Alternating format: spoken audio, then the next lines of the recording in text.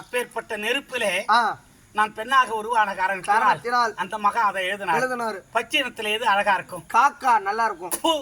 ஆமாடா, அம்மாசிக்கு வாய மூடு, சோறு வச்சா ஓடிடும். ஏய் பாரு அந்த பிள்ளைய, பச்சை கிளி மாதிரி இருக்காடா, இந்த கம்மி வச்சு போய்க்க தெரியாத குத்தி எறிகிறானா அப்படின்னு சொல்றாங்க இல்லையா? ஆமா, அந்த மாதிரி பச்சை கிளி மாதிரி உண்டானாங்களாம் அந்த அம்மா. ஆமா ஆமா, நீங்க பொண்ணுருவி. ஆமா, அதனாலே அந்த பொண்ணு எல்லாம் உருகி பெண்ணாக பிறந்தபடியினால் எனக்கு பொன்னுருவி என்று பெயர் சூட்டினார். நல்ல பேர் தான். ஆனா எங்க அப்பா அம்மாவுக்கு நான் பொண்ணா பிறந்தேன். எப்படி இருக்கீங்க? எந்த நிலைமையில இருக்கேன் தெரியுமா? தெரியுமாடா? அப்ப தீரு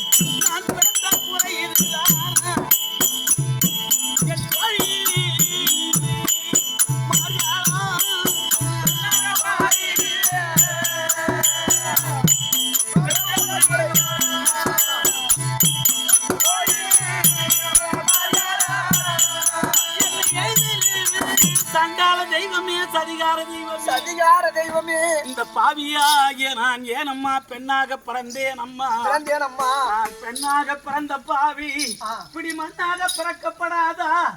நான் பெண்ணாக பிறந்ததே ஒரு மரம் செடி புல் பூண்டு தாவர வர்க்கங்களாக பிறந்திருந்தால் எனக்கு இப்பேற்பட்ட மனவேதனை நேராதடி அம்மா.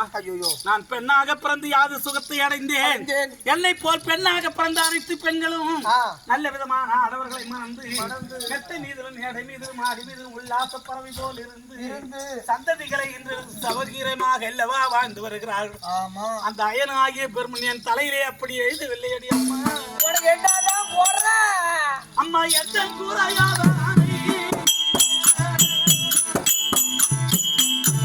இப்போ என்ன சொல்லு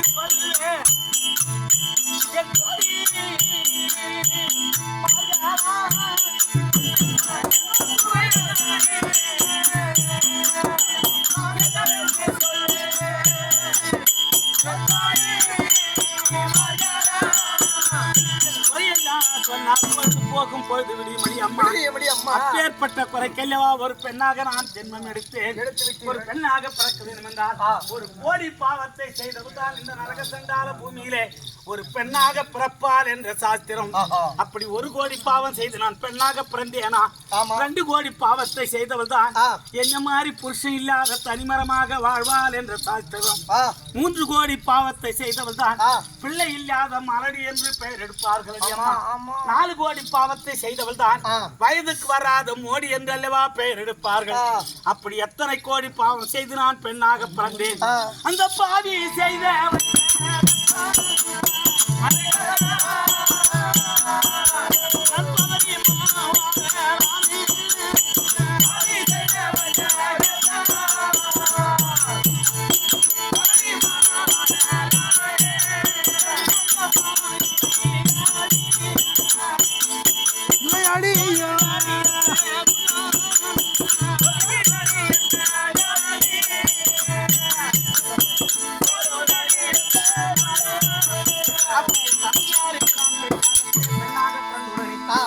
பருப்பு தோய்ந்த பண்ணையும் புனிதமான பால் புத்துக்குமான இணையும் பருப்பு சாதமாக கொடுத்து என்னை நாள் ஒரு வண்ணம் பொழுதோர் மேனியாக வளர்த்து பருவமான உடனே உனக்கு திருமணம் செய்து வைக்க வேண்டும் என்று உன்னுடைய மனக்கருத்து யாது என்று கேட்க ஆனால் கேளுங்கள் அப்பா எனக்கு திருமணம் என்றால் நம்முடைய நாட்டிலே இச்சா ஜெயவரம் ஏற்படுத்த 55 நாட்டு அரசர்களுக்கு நிருபம் அனுப்ப வேண்டும். இச்சா ஜெயவரம்னா ஆசைப்பட்ட புருஷன் மீது மாலை ஏறி நான் கண்ணுக்கேற்ற கணவன் மீது மாலை ஏறிந்து மன்னனாக அமைத்துக் கொள்கிறேன் என்று சொல்லுங்க. அதை போல இச்சா ஜெயவரம் ஏற்படுத்த 55 நாட்டு யுவராஜாக்களும் குபீராக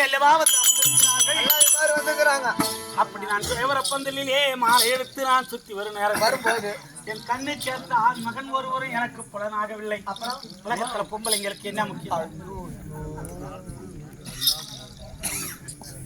நேரம் இரவு 2 மணி. ஒரு செல்லை கேது காட்டுங்களா?